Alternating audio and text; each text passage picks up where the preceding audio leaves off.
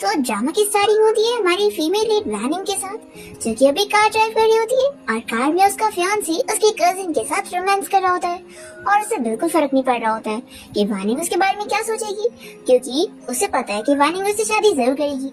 Warning सोच रही होती है कि उसका फियांसी फूशा यहाँ पर उसके कजिन के साथ लगा हुआ है, लेकिन उसे उसकी फू फैमिली की डॉटर इन लॉ बनना है, इसलिए वो उन लोगों को ये सब करने देगी।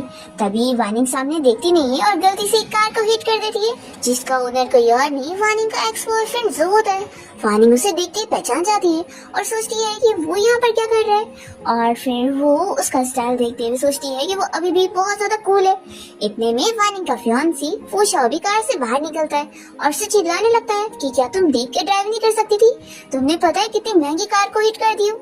फिर इतने में वो भी जो को देख लेता है और फिर उसे कहने लगता है कि लिटिल अंकल आप यहाँ पर क्या कर रहे हैं, अगर आपने बताया होता कि आप अब्रॉड से वापस आ रहे तो मैं आपको पिक करने आ जाता। फिर यहाँ जो तो बहुत ही गुस्से में होता है और वो फूशाओ को चिल्लाकर यहाँ से जाने के लिए बोलता है और वानिंग को यहीं पर रुकने के लिए बोलता है। तो फूशाओ तो वानिंग की कजिन को लेकर कार से यहाँ से चला जाता है और फिर वानिंग यहीं पर ही रह जाती है।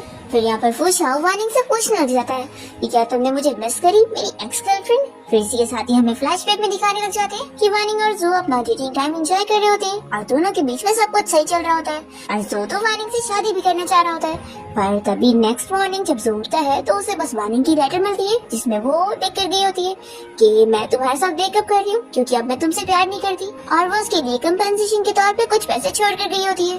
फिर इसके साथ ही फ्लैशबैक यहाँ पर खत्म होता है और वानिंग सोच रही होती है कि 3 साल पहले मैंने इसे डंप करी थी, इसलिए ये जरूर मेरे खिलाफ ग्रज होल्ड करके रखा होगा। फिर वो उसे कहने लगती है कि मिस्टर जो आज जो ये एक्सीडेंट हुआ है ये मेरी गलती की वजह से हुआ है, तो मैं आपको पैसे भर दूंगी। तो जो कहने लगता है कि कुछ साल ही में मेरी एक्स गर्लफ्रेंड मुझे इस तरीके से ट्रीट कर रही है जैसे वो मुझे जानती ही नहीं, लेकिन अच्छा है कि कम से कम तुम्हें मेरा नाम और सरनेम तो याद ही है। फिर जो तो वानिंग से कहने लग जा रहा है कि इसमें सारी गलती तुम्हारी है, तो ऑफ कोर्स है कि तुम्हें पैसे तो भरने ही पड़ेंगे। तुम देख ही सकते हो ना कि मेरी कार कितनी न्यू है, तो चलो मैं तुम्हें फ्रेंडली प्राइस 14 मिलियन दे देता हूँ। इस पर वानिंग कहती है कि थैंक यू मुझे इतना डिस्काउंट देने के लिए, लेकिन मैं तुम्हें बता दूं कि मेरे पास इतने पैसे नहीं है और अब मेरी फैमिली कंडीशन भी खराब हो चुकी है और मैं कोई रिच फैमिली की डॉटर नहीं हूँ, तो मैं इतने पैसे नहीं भर सकती। तो जो पूछता है कि तुम्हारे पास तो एक अमीर फियांसी है ना, तो क्या वो तुम्हें इतने पैसे भी नहीं दे सकता। तो वानिंग सोच रही होती है कि मुझे बस अपनी फैमिली का कर्जा भरना है, तभी मैं उस बंदे से शादी कर रही हूँ। फिर यहाँ पर जो तो वानिंग का फेस पकड़ लेता है और वो मन में सोच रहा होता है कि क्या मुझे छोड़ने के बाद ये अपनी लाइफ में बहुत ही खुश है। फिर वो पूछता है कि क्या तुम्हें मेरा नंबर याद है, और मन में सोचता है कि उसने वानिंग के लिए ही अब तक अपना नंबर नहीं चेंज करा था। फिर वानिंग कुछ नहीं कहती है तो जो मन में सोचता है कि वो कितनी ज्यादा हार्टलेस है जो उसका नंबर तक भूल गई।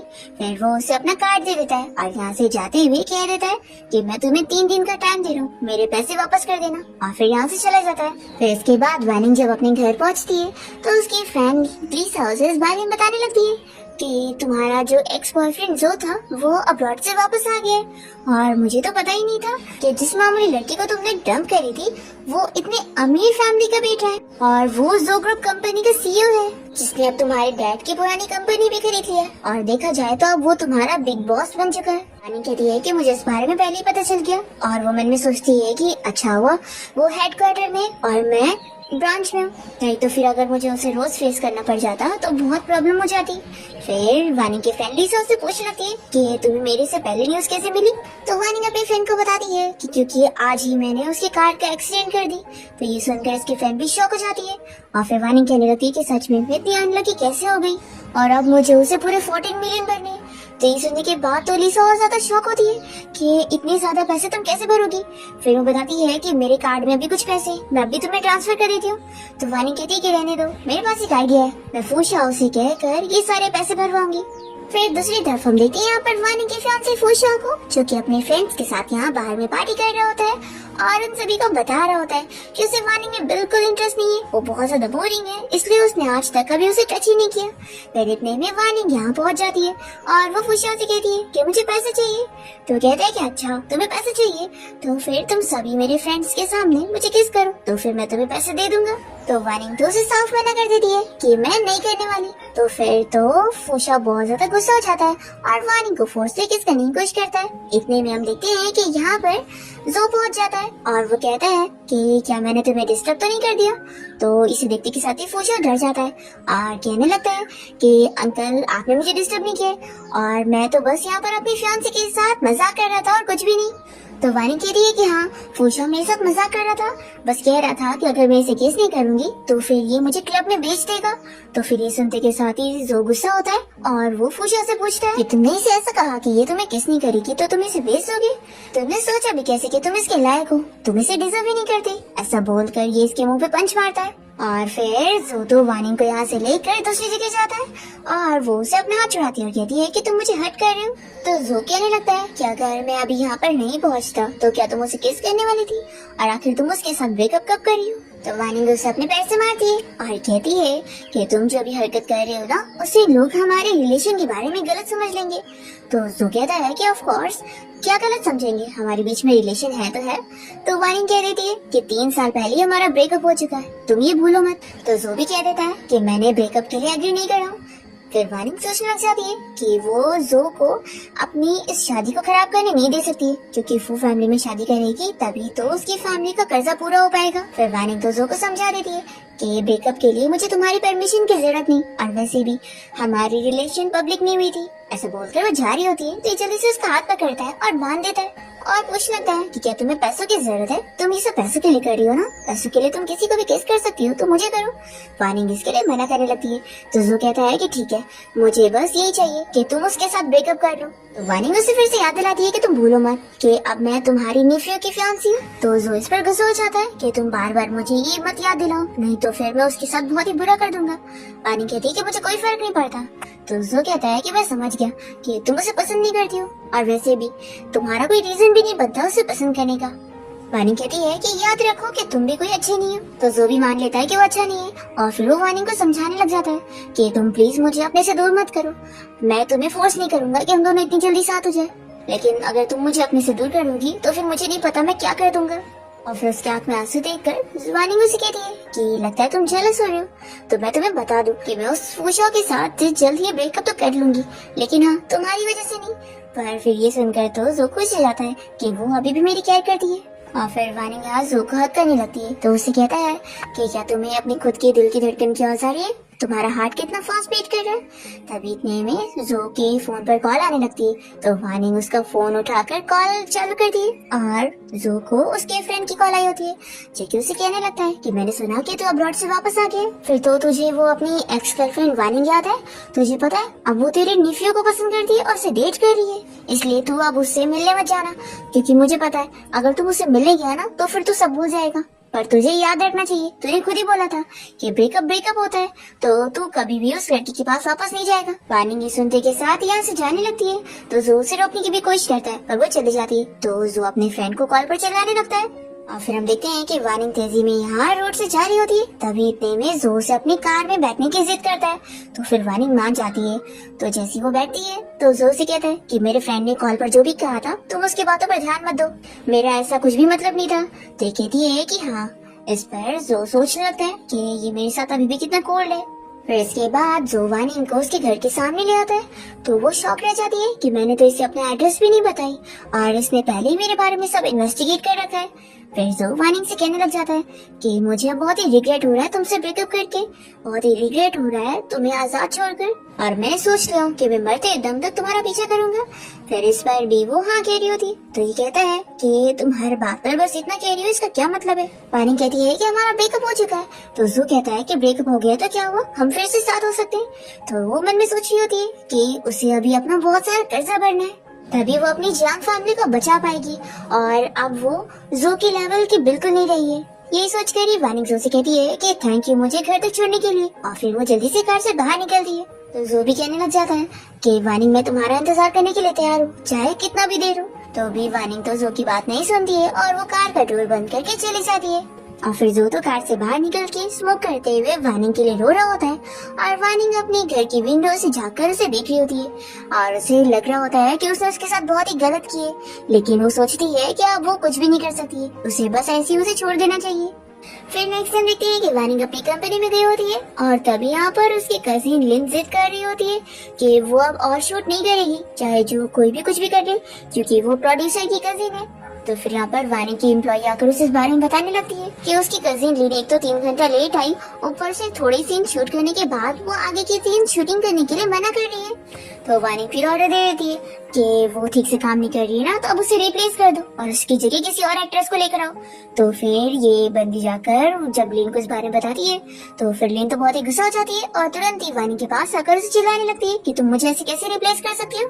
तो वानी अपनी कजिन लिन को समझाती है कि ये वर्क प्लेस है, तुम्हारा घर नहीं है जहाँ पर तुम अपनी मर्जी चलाओगी। तो फिर लिन से चिल्लाने लग जाती है कि तुम अपने आप को क्या समझती हो, तुम अब कोई रिच फैमिली की डॉटर नहीं रही हो और मैं तो अभी इतनी फेमस एक्ट्रेस हो चुकी हूँ, और अगर मैं एक बार बोलूंगी ना तो फिर इन्वेस्टमेंट कैंसिल हो जाएगी। फिर बताओ कौन तुम्हारे इस शो को शूट करवाएगा। तो वानी उसे जवाब देती है कि तुम्हें जो करना है वो कर लो। तो फिर लिन इस पर चिढ़ जाती है और फिर उल्टा उसे ही सुनाने लग जाती है कि तुम्हें क्या लगता है कि फू शाओ तुमसे शादी करने वाला है? बिल्कुल नहीं, वो तुमसे बस खेल रहा है और वो तुम्हें जल्दी रिप्लेस कर देगा और वो तुमसे शादी बिल्कुल नहीं करेगा क्योंकि तुम उसके लायक के नहीं हो। वानी को गुस्सा आती है और वो लिन को थप्पड़ लगा देती है। फिर हम यहाँ पर जो को देखते हैं जो कि कंपनी में अपनी एंट्री मारता है और तभी जैसे यहाँ पर फूशा आता है तो लिन उसे देखते के साथ ही एक्टिंग करने लग जाती है और बताती है कि देखो तुम्हारी फियांसी कैसे मुझे बुली कर रही है और इससे मुझे मारी है, तो तुम्हें मेरे लिए इसे सबक सिखाना चाहिए। फिर वानिंग मना करती है कि मैंने ऐसा कुछ भी नहीं करी हूँ, पर फूशा तो नहीं मानता और उल्टा वानिंग को लिन से माफी मांगने के लिए बोलता है। वानिंग नहीं मान रही होती है तो फूशा कहता है कि अब ये तुम्हारी कंपनी नहीं रही है बल्कि मेरी फू फैमिली की कंपनी है, तो यहाँ पर मेरे डिसीजन चलेंगे।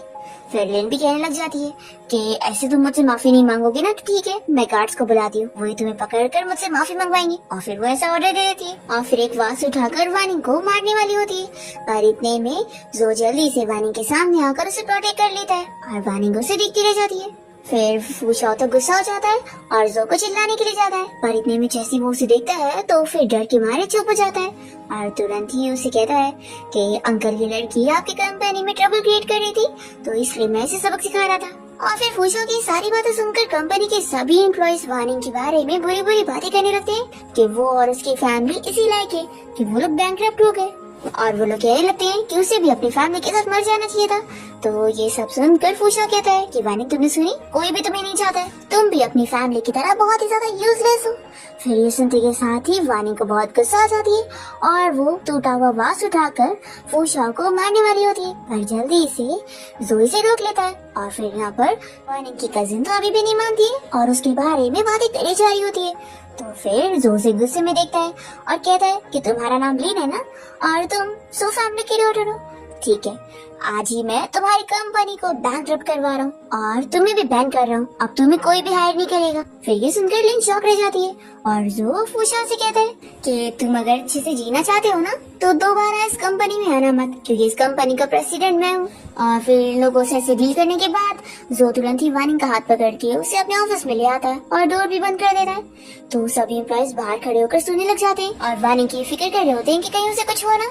यहाँ हम देखते हैं कि जो वानिंग को टच करने लगता है तो वानिंग उसे ऐसा करने से रोकती है और बताती है कि हम लोग कंपनी में हैं और यहाँ पर तुम मेरे बॉस और मैं तुम्हारी सबऑर्डिनेट हूँ, तो इसलिए हमें ऐसा नहीं करना चाहिए।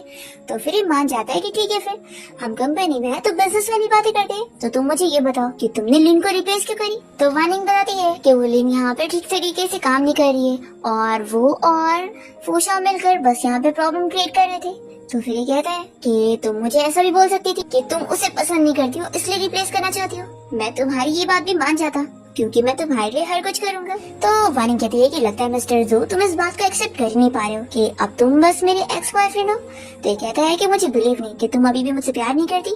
पर फिर वानिंग इसका जो को कुछ जवाब नहीं देती है और यहाँ से जाने लगती है और वो उसे कहता है कि तुम क्या वापस से टर्न होकर मुझे देखोगी, पर वानिंग नहीं देखती और चली जाती है। और फिर जैसे ही वो ऑफिस से बाहर निकलती है तो यहाँ पर उसकी टीम उसका इंतजार कर रहे होते हैं और वो लोग उसे पूछते हैं कि क्या वो ठीक है। तो वानिंग बताती है कि हाँ सब कुछ ठीक है। फिर जब वो ऑफिस से छुट्टी होने के बाद जा रही होती है तो यहाँ पर उसके पास फूशा आ जाता है और उसे बताने लगता है कि आज रात हम लोग ओल्ड हाउस जाएंगे डिनर के लिए, तो मैं तुम्हारा पार्किंग लॉट में इंतजार करूंगा। वानिंग मना कर देती है कि मैं तुम्हारे साथ नहीं जाऊंगी। तो फिर ये कहता है कि तुम ऐसा कैसे कर सकती हो, नहीं तुम्हें चलना पड़ेगा, नहीं तो फिर मैं अपनी ग्रैंडमा से पैसे कैसे मांगूंगा। फिर ये वानिंग को रोकने के लिए उसके सामने आके खड़ा हो जाता है और कहता है कि देखो मेरी गलती है कि मुझे इस कंपनी का प्रेसिडेंट बनने की एक्टिंग नहीं करनी चाहिए थी, मैं उसके लिए तुमसे माफी चाहता हूँ। बस तुम मेरी बात सुन लो और मेरे साथ चलो। अगर तुम चलोगी ना तो ग्रैंडमा से मुझे जो भी पैसे मिलेंगे वो आधे मैं तुम्हारे साथ शेयर करूंगा। तो वानी भी कहती है कि ठीक है, फिर तुम अपनी बात से पलटना मत, अब तुम खुद ही कह रहे हो तो मुझे पैसे याद से दे देना। तो फिर ये कहता है कि मैं जानता हूँ कि तुम मुझे पसंद नहीं करती हो, लेकिन सच में तुम बहुत ही ज्यादा ही टैलेंटेड हो, जो मेरे अंकल तुम्हारे ऊपर इतने फिदा हो गए जो कि आज तक किसी भी लड़की में इंटरेस्टेड नहीं थे। वानी कहती है कि फिर तो तुम्हें और केयरफुल रहना चाहिए कि कहीं ऐसा ना हो कि एक दिन मैं तुम्हारे अंकल के साथ मिलकर तुम्हें चीट कर दूं। और ऐसा बोलते हुए वानी ऐसे जाने लगती है तो फूशिया उसे कहता है कि ऐसा बिल्कुल नहीं होगा, मेरे अंकल तुम्हें कभी पसंद नहीं करेंगे। फिर इतने में हम देखते हैं कि वानिंग जैसे यहाँ पर एलिवेटर से बाहर निकलती है तो उसके सामने जो होता है, और फिर जैसे यहाँ पर जो वानिंग को लेकर पार्किंग लॉट में आता है तो फूशिया तो वानिंग को ढूंढ रहा होता है कि वो कहाँ चली गई है। तभी हम देखते हैं कि यहाँ पर जो ने वानिंग को छिपा के रखा होता है और वो उसे पूछती है कि तुम ये क्या कर रहे हो। तो फिर जो यहाँ पर जिद करने लग जाता है कि वो भी सेम ही जगह पे जा रहा है, तो अब उसकी मर्जी है कि वो किसके साथ जाना चाहती है। अगर वो फूशिया के साथ जाएगी तो वो अभी उसके सामने आ जाएगा और उसे भी पता लग जाएगा कि उसके साथ थी। फिर वानिंग को मानना ही पड़ता है और वो जो के साथ चले जाती है और फूशिया यहाँ पर उसे कॉल करता रह जाता है। और फिर वो उसकी आंखों के सामने से ही जो के साथ उसकी कार में बैठकर चली जाती है। फिर लोग जैसे यहाँ पर फूशिया के घर पहुँचते तो फूशिया की ग्रैंडमा दरवाजा खोलती है और वो वानिंग को जो के साथ देखकर पूछती है कि वो आखिर उसके साथ कैसे। तो जो कहता है कि हम लोग को इंसिडेंटली दरवाजे पर मिल गए। तो वानिंग सोचती है कि कितना चालाक है, इतनी इजीली बहाने बना लेता है। फिर इसके बाद फूशिया भी यहाँ घर आ जाता है और फिर फूशिया की ग्रैंडमा वानिंग से बताने लग जाती है कि जो उसका अंकल है तो वानिंग को भी उसे अंकल कहना पड़ेगा। तो वानिंग यहाँ पर काफी शाय फील करते हुए जो का अंकल बोल ही देती है। फिर ग्रैंडमा जो को समझाने लगती है कि अब उसकी एज हो चुकी है तो उसे भी अपने लिए कोई लड़की ढूंढ लेनी चाहिए। और फिर वो उसकी पसंद के बारे में उससे पूछ लगती है कि क्या वो किसी लड़की को पसंद करता है। तो जो तो यहाँ पर वानिंग का नाम देता है। वानिंग ये सुनकर शॉक हो जाती है और उसे खांसी आने लगती है। तो फिर ग्रैंडमा कहती है कि तुम्हें क्या हुआ। तो वानिंग कहती है कि कुछ नहीं ग्रैंडमा, मुझे बस तीखा लग गया। और फिर वो अपने पैर से जो का पैर दबाती है तो जो भी दर्द से चिल्लाता है। तो फिर ग्रैंडमा उससे भी पूछती है कि तुम्हें क्या हुआ है। तो फिर जो बताता है कि मुझे भी तीखा लगा। फिर फूशिया की ग्रैंडमा जो से कहने लग जाती है कि तुम थोड़े टाइम के लिए यहीं पर रहो, जल्दी ही फूशिया और वानिंग की शादी हो जाएगी और जल्दी से मेरे ग्रैंड चिल्ड्रन भी आ जाएंगे। तो फिर फूशिया कहने लगता है कि हाँ ग्रैंडमा, आप फिक्र मत करो, मैं आपको बहुत ही जल्दी ग्रैंडसन देने वाला हूँ। और फिर फूशिया को शक हो जाता है और वो मन में सोच रहा होता है कि वानिंग और मेरे अंकल के बीच में कुछ तो चल रहा है, इन लोग की रिलेशनशिप मुझे नॉर्मल नहीं लग रही है। और फिर रात में देखते हैं कि जो यहाँ वानिंग के रूम में उससे बात करने के लिए आ जाता है और उससे पूछता है कि तुमने आखिर मेरे मैसेज का कोई रिप्लाई क्यों नहीं दी और मेरे फ्रेंड रिक्वेस्ट को एक्सेप्ट क्यों नहीं करी, मैं आधे घंटे से तुम्हारे मैसेज का इंतजार कर रहा था। तो वानिंग जल्दी से उससे दूर होती है और बताती है कि मैं शावर ले रही थी। फिर जो उसे पूछता है कि तुम आखिर फूशिया के साथ कब ब्रेकअप कर दियो। वानिंग कहती है कि तुम पहले बताओ कि तुम आखिर अपनी एंगेजमेंट उस लड़की के साथ कब करने वाले हो। तो जो कहता है कि मैं तुम्हारे साथ कभी भी एंगेजमेंट करने के लिए तैयार हूँ और लगता है तुमने मेरे बारे में वो न्यूज देखी थी।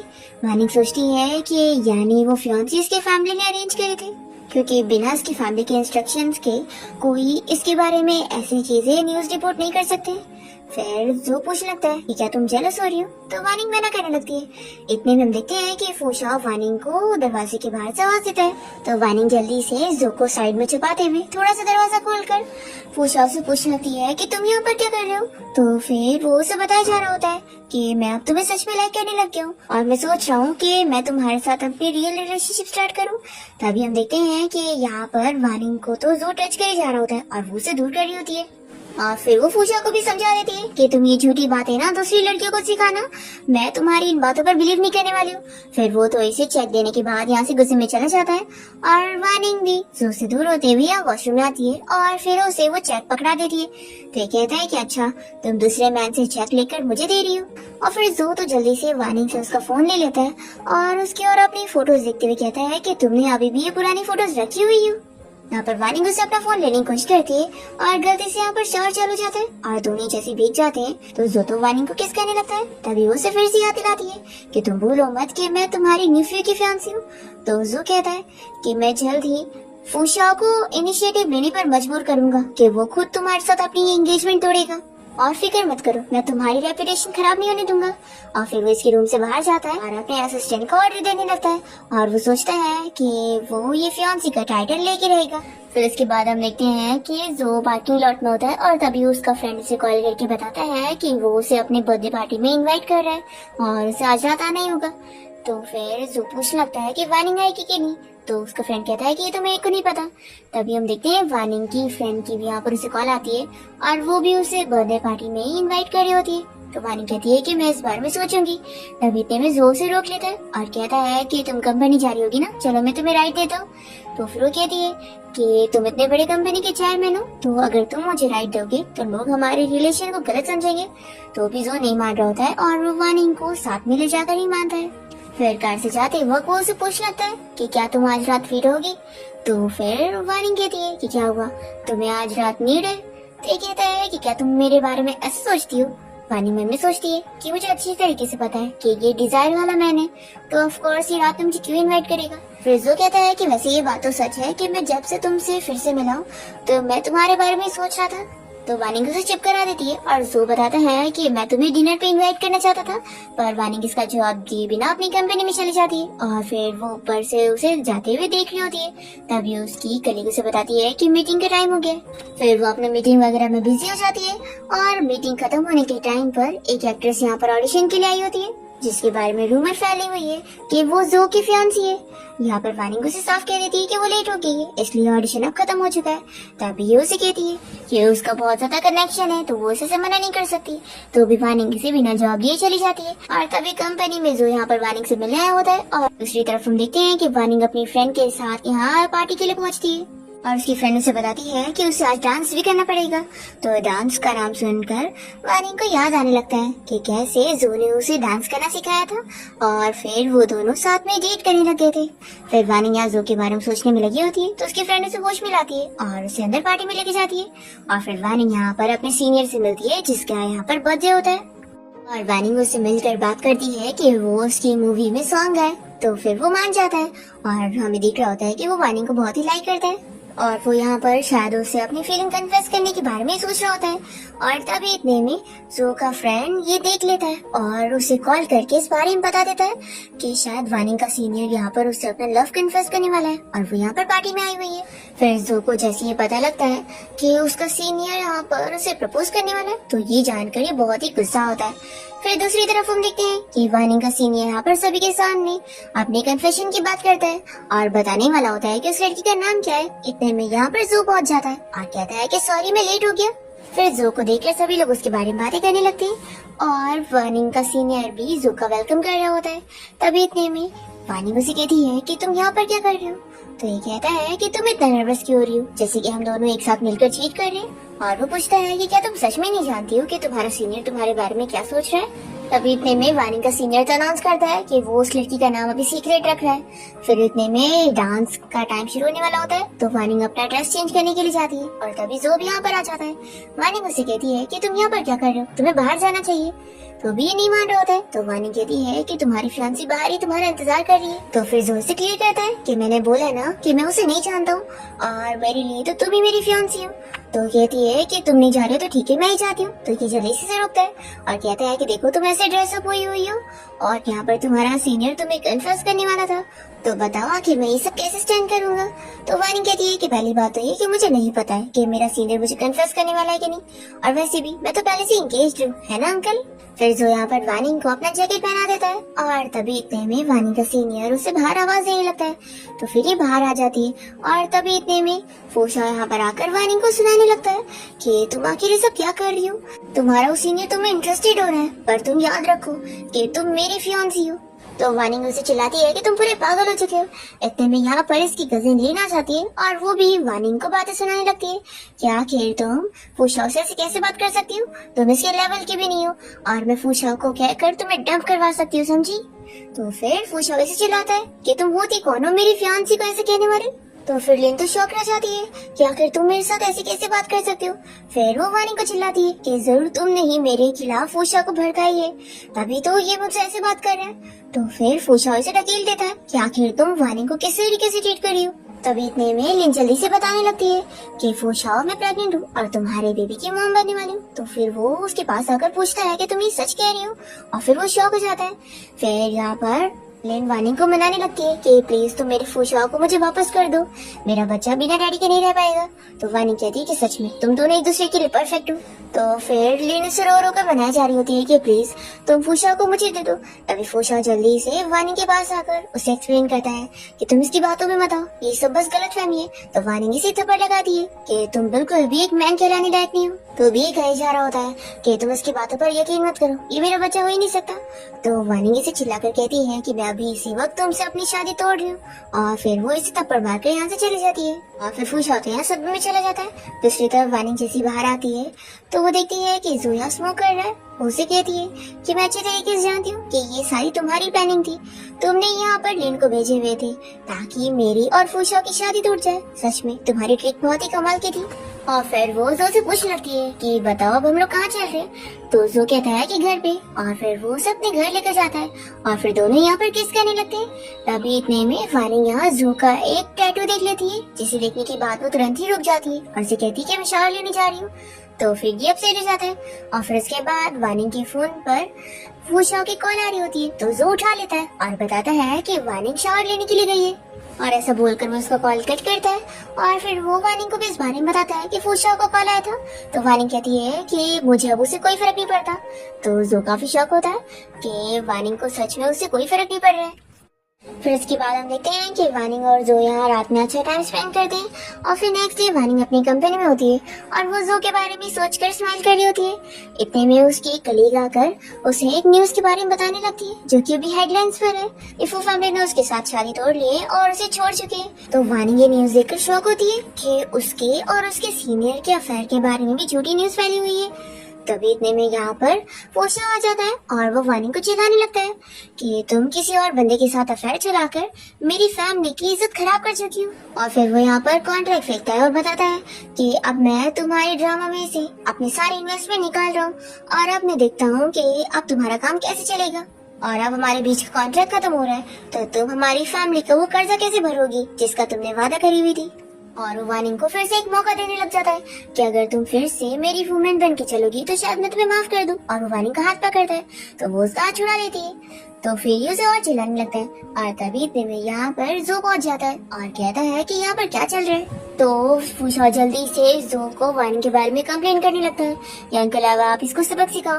तो जो तो यहाँ पर वानिंग को नहीं बल्कि फूशा से कहता है कि वो नहीं बल्कि तुम यहाँ से निकलोगे। तो फिर जो शौक हो जाता है कि आखिर मेरे अंकल इस वानिंग की इतनी साइड के ले रहे। फिर वो जो से कहने लगता है कि अंकल ये लड़की आपको फूल बना रही है, आप इसकी बातों में मत आओ, ये कोई प्लानिंग से आई हुई है। तो जो तो कह देता है कि अगर ये प्लानिंग से भी आई हुई है तो भी मुझे कोई फर्क नहीं पड़ता। तो फिर वानिंग तो जो की बात सुनकर स्माइल करने लगती है और फिर दोनों ही साथ में एलिवेटर में जाते हैं और फूशा बस यहाँ से चिल्लाता रह जाता है कि अंकल मेरी बात तो सुनो, पर वो लोग चले जाते हैं। और फिर वानिंग जोसी कहती है कि लगता है अब मैं तुम दोनों नेफ्यू और अंकल के बीच में आकर तुम दोनों के रिलेशनशिप खराब कर चुकी हूँ। तो जो कहता है कि तुम जो चाहे वो कर सकती हो। फिर वानिंग कहती है कि अब मेरी कंपनी में इतनी बड़ी प्रॉब्लम आ गई है तो तुम ऐसे थोड़ी ना बैठ के देखने वाले हो, तुम इसको जरूर सॉल्व करोगे ना। तो जो कहता है कि अब तुम खुल्ला मेरी हेल्प मांग रही हो तो इसका ये मतलब है कि अब हम दोनों साथ होकर जरूर रहेंगे। तो वानिंग कहती है कि वैसे भी तुम मुझे छोड़ने वाले कहाँ थे। फिर दोनों ही किस करने लगते हैं और फिर जैसे एलिवेटर ओपन होता है तो वानिंग जल्दी से भाग जाती है। और फिर उसके बाद वो अपने शेयर होल्डर की मीटिंग में आई होती है जहाँ पर सभी शेयर होल्डर फू फैमिली के इन्वेस्टमेंट लेने की वजह से ये बात कर रहे होते हैं कि अब वो लोग भी फू फैमिली से पंगा नहीं लेना चाहते और उसके ड्रामा में से इन्वेस्टमेंट निकालना चाहते हैं और अब उसके साथ काम नहीं करना चाहते। तो वानी इन लोगों को जवाब नहीं दे पा रही होती है और तभी इतने में यहाँ पर वानी की हेल्प करने के लिए जो पहुंच जाता है और वो सभी से कहता है कि अच्छा तो अब आप लोग इन्वेस्टमेंट निकालना चाहते हैं। तो फिर मैं आप सभी को बता दूं कि अब इस कंपनी के ज्यादा शेयर्स मेरे पास हैं और मैं यहाँ पर इन्वेस्टमेंट कर रहा हूँ और अब मैं देखता हूँ कि ये प्रोजेक्ट कैसे लॉस होगा। फिर तो सभी इन्वेस्टर यहाँ पर जोर से डर जाते हैं और वार्निंग फिर सभी से कहती है कि अब आप लोग तो इन्वेस्टमेंट निकालना चाहते हैं ना, तो मैं आप लोग को मना नहीं करने वाली हूँ, आप लोग अब जा सकते हैं। फिर जो तो यहाँ से चला जाता है और ये सभी शेयर होल्डर वार्निंग से माफी मांगने लगते हैं। तो वार्निंग कहती है कि अब मैं कुछ नहीं कर सकती हूँ, आप लोग को मिस्टर जो से बात करनी होगी। फिर वो लोग जो के पीछे जाते हैं उसे मनाने के लिए और वार्निंग यहाँ पर खुश हो रही होती है और अपनी कलीग से कहती है कि मैंने तो कुछ की भी नहीं और मैं इतनी ज्यादा थक गई हूँ। फिर इसके बाद वो जो के ऑफिस में जाती है उससे बात करने के लिए। और फिर जो यहाँ पर वानी को उसकी रिंग दिखाने लगता है, तो वो कहती है कि लाओ ये मुझे वापस करो। फिर हमें फ्लैशबैक में दिखाते हैं कि जो ने यही रिंग दिखाकर वानी को शादी के लिए प्रपोज किया था, पर उसने उसे रिजेक्ट करते हुए वहाँ से चली गई थी और फिर उसके जाने के बाद उसने रिंग को उठा ली थी। अब यहाँ प्रेजेंट में जो वानी को रोकते हुए उसके हाथ में वही रिंग पहना देता है और कहता है कि फिक्र मत करो, मैं तुम्हारा प्रोजेक्ट संभालने को तैयार हूँ।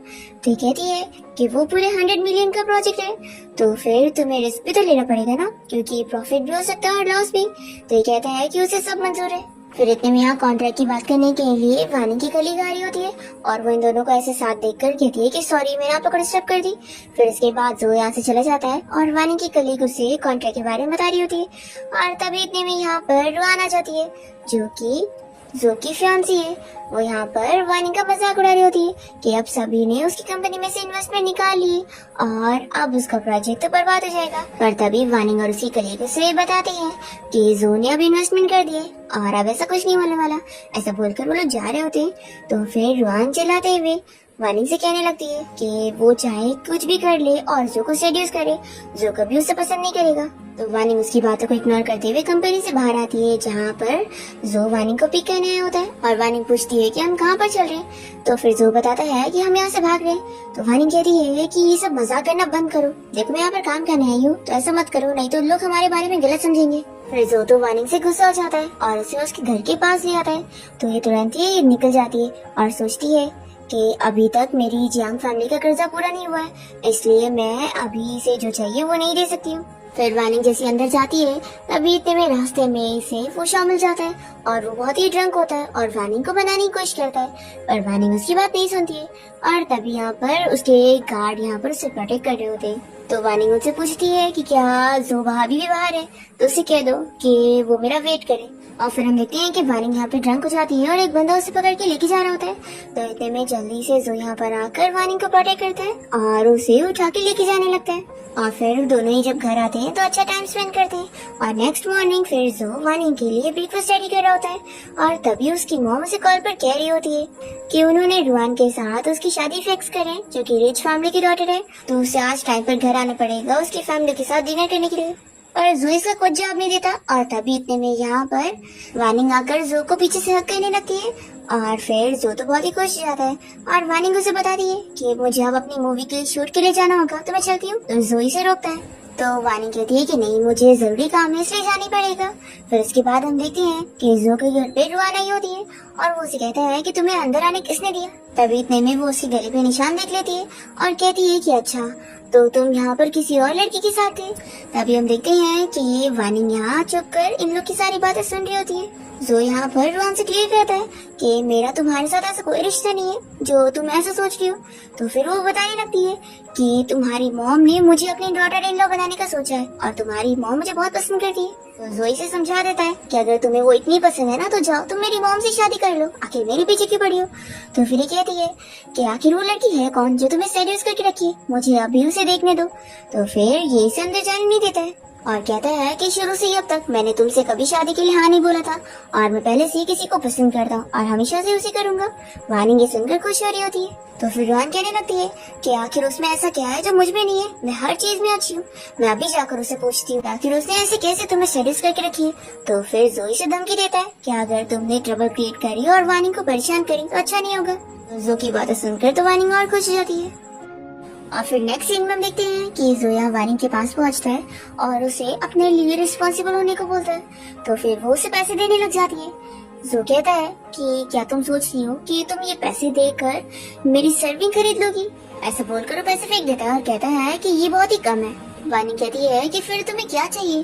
तो जो कहता है कि तुम अच्छी तरीके से जानती हो कि मुझे पैसा नहीं चाहिए, मुझे सिर्फ तुम चाहिए हो।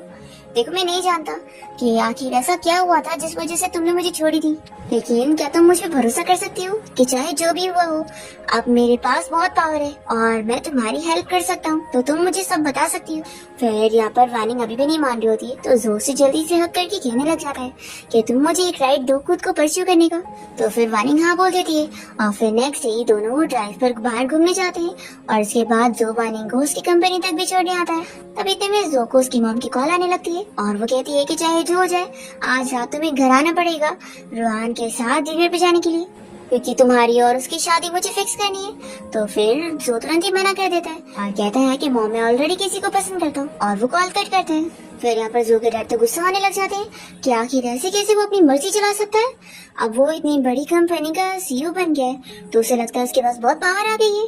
फिर इतने में उसकी मॉम कहने लगती है कि पहले हमने वानिंग को जो की लाइफ से निकाले थे और अब पता नहीं कौन लड़की आ गई है जो उसे फिर से सेड्यूस कर रही है, और जिसके लिए वो इतना पागल हो गया है कि हमारी बात भी नहीं सुन रहा और हमारा प्लान खराब कर रहा है।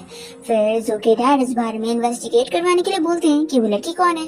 फिर दूसरी तरफ हम देखते हैं रुआन को, जो कि सेट पर लोगों को परेशान कर रही होती है और कहती है कि आज मेरा मूड अच्छा नहीं है और मैं अब घर जल्दी जाना चाहती हूँ क्योंकि मुझे जो के साथ और उसकी फैमिली के साथ डिनर पे जाना है। फिर ये सभी उसे मनाने लग जाते हैं तो रुआन शर्त रखती है कि ठीक है, मैं एक ही शर्त पर यहाँ पर काम करने के लिए तैयार हूँ, अगर तुम मिस्टर जो को यहाँ पर बुला लो तो। वानी कहती है कि मेरे पास तो इससे भी इजी सॉल्यूशन है, मैं तुम्हें रिप्लेस कर देती हूँ। तो फिर ये सुनकर रुआन शॉक होती है कि तुम ऐसा कैसे कर सकती हो, मैं जो की फियांसी हूँ, क्या तुम पागल हो गई हो जो मेरे साथ ऐसा करोगी। तो वानी फिर भी हाँ बोलती है। फिर रुआन वानी के ऊपर हाथ उठाने जाती है तो वानी का सीनियर इसका हाथ रोक देता है। तो फिर ये लोग के ऊपर इल्जाम लगाती है कि अब मुझे पता लगा कि तुम्हारा फूशॉ के साथ एंगेजमेंट कैसे टूट गया क्योंकि तुम्हारा अब इसके साथ अफेयर चल रहा है। फिर सभी लोग वानिंग के बारे में ही बातें करने लग जाते हैं कि सच में इसी वजह से उसका रिश्ता टूटा है। तो जल्दी से वानिंग का सीनियर क्लियर करता है कि हम लोग तो बस क्लासमेट हैं, इसलिए तुम लोग वानिंग के बारे में ऐसा मत बोलो। तो रुआन कहती है कि तुम इसकी अपनी साइड ले रहे हो, यानी मैंने सही बोली थी, ये सच में तुम दोनों का गुस्सा चल रहा है। तो फिर वानिंग कहती है कि अगर तुम झूठे रूमर फैलाओगी तो अच्छा नहीं होगा। तो रुआन इसे भी धमकी देती है कि रुको, मैं अभी जो को कॉल करके तुम्हें यहाँ से निकलवा देती हूँ। वानिंग कहती है कि ठीक है, ट्राई करके देख लो। तो फिर रुआन तुरंत ही जो को कॉल करने की एक्टिंग करके उसे कहने लगती है कि देखो ना, यहाँ पर मुझे वानिंग कैसे बुली कर रही है, जल्दी से यहाँ पर आ जाओ और मुझे प्रोटेक्ट करो। और फिर नकली एक फोन पर बात करने के बाद वो इन लोग के पास आकर बताती है कि अब जो यहाँ पर आएगा ना तो तुम लोग को सबक सिखाएगा, बस वो अभी बिजनेस ट्रिप के लिए गया है, लेकिन हाँ अभी तुम नील डाउन होकर मुझसे माफी मांग लोगी ना तो फिर मैं तुम्हें ऐसे ही छोड़ दूंगी।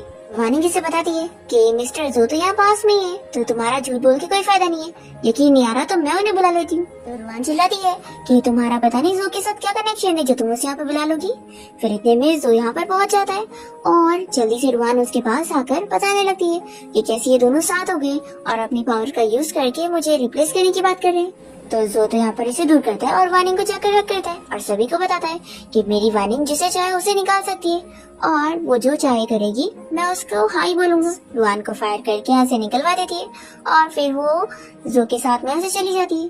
और फिर जब जो की मॉम को इस बारे में पता लगता है कि वो वानिंग के साथ है तो फिर वो उसे कॉल करके चिल्लाने लग जाती है और कहती है कि वो वानिंग किसी लड़की के साथ दूर है जिसकी फैमिली बैकग्राउंड बिल्कुल अच्छा नहीं है, उसके डैड एक जुआरी थे और उसकी मॉम मेंटली बीमार थी। तभी हम देखते हैं कि वानिंग जो की बातें सुनने लगती है कि वो अपनी मॉम से बात कर रहे हैं। तो अपनी मॉम को चिल्ला देता है कि वो इस बीच में ना पड़े और वो कह देता है कि वो सिर्फ वानिंग से शादी करेगा। और फिर ऐसा बोलकर वो अपनी मॉम का कॉल कट करता है और तभी वानिंग भी ये सुनकर सोच लेती है कि अब वो जो के ऊपर गिव अप नहीं करेगी और अपना बेस्ट देगी ताकि वो दोनों फिर से साथ हो सके।